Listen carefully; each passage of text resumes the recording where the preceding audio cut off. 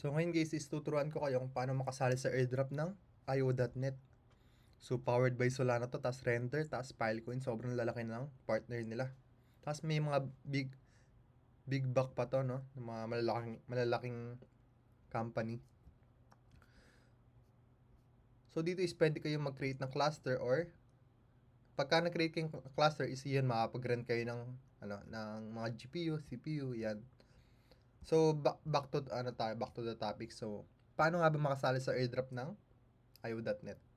So firstly is meron silang, so basahin natin dito sa docs natin. Ayan. So airdrop guide. First thing is deploy a worker. So bakit siya number 1? Kasi ito yung pinakamalaking bigayan, no? Pinakamalaking points, kumbaga. Pagka nag-deploy ka ng worker is malaki bigayan. So secondly is get Discord tier roles. So paano makakuha ng tier is papaliwanag natin mamaya. And then thirdly is join io.net Galaxy Quest. So yan guys, kahit isa lang dyan, pwede kang makasali sa airdrop. Kahit ito lang gawin mo, or kahit ito lang kung wala kang GPU. Kasi meron minimum na pag-uusapan natin yan. So, unahin muna natin yung pangatlo. So, bakit tayo sa pangatlo? Kasi yun yung pinaka-basic part. So, yan. So, punta lang kayo sa Galaxy. Then, medyo nag-loading. So, search na to io.net.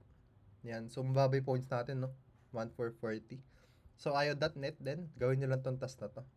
So, may requirements dito. Kahit ano dito sa dalawa nito, kailangan meron kayo. Anti-bot. So, kailangan mo ng Galaxy Passport Holder or Humanity Score. Kaso sa Humanity Score is level 2. Kailangan mo Humanity level 2. So, mahirap yun. So, yan. Yan yung mga task dyan. So, eto, huwag nyo kakalimutan to daily. So, mamaya natin gagawin yan. Secondly is, after ng Galaxy, so, titingnan natin. So, get Discord tier roles. Hati-hati kasi yan sa sa bigayan ng airdrop, no? Sabi ni nung dev. So, pinakamalaki makakuha is yung worker. Pangalawa, yung Discord tier. Then, pangatlo is Galaxy Quest. So, kung kaya nyo gawin lahat, much better, no? So, doon na tayo sa Discord tier roles. So, paano ba? So, punta lang kayo sa io.net Discord. Ito yung link. Yan. Then, first thing is, para maka tier 1 role ka, kailangan mo mag-submit ng Solana address. So, saan ka pupunta para makapag-submit ng Solana address? So, after mo mag-verify sa Discord nila, meron ka makikita dyan. Wallet submission. So, paalala ko lang, huwag nyo kalimutan mag-react dito, no? Sa ginawa natin na to. So, wallet submission.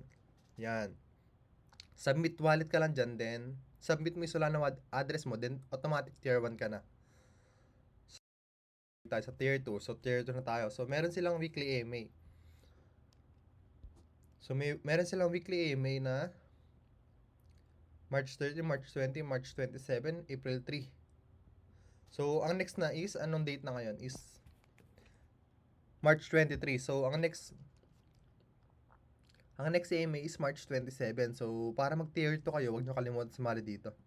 Yan, March 27. Hanggang April 10 to, ang alam ko. May April 10 pa silang AMA. So, stay tuned lang kayo sa Discord nila para malaman nyo kung ano yung next AMA. Then, tier 3. Tier 3 naman tayo is, in order to get this tier, you need to contribute to the community. So, be helpful, create content. So, parang ako, nag-create ako content, then participate sa mga discussion, kahit sa mga support channel, yan. Tapos, makikita nyo dito yung support channel.